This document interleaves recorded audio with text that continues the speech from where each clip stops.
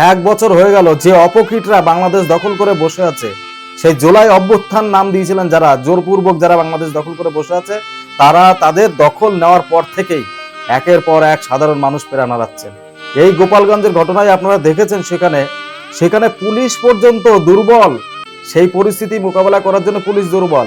এমনকি সেনাবাহিনীর গুলিতে প্রাণ হারালেন এক হিন্দু পরিবারের এক যুবক, দীপ্ত সাহা।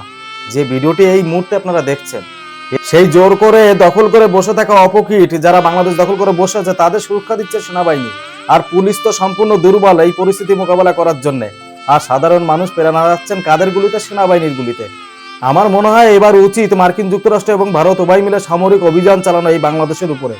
যারা এই অপকীট যারা জোরপূর্বক এই দেশটাকে পরিচালনা করছেন, যেখানে পুলিশ প্রশাসন দুর্বল, সুরক্ষা দিতে পারছেন না সাধারণ মানুষের, এমনকি সেনাবাহিনী তারা এসে কোথায় সুরক্ষা দেবে তা না দিয়ে তাদের পায়ের তলায় সাধারণ মানুষ এবং তাদের গুলিতেই প্রাণ হারাচ্ছেন সাধারণ মানুষ। দীপ্ত সাহা, তার ভিডিও জলজান্ত প্রমাণ।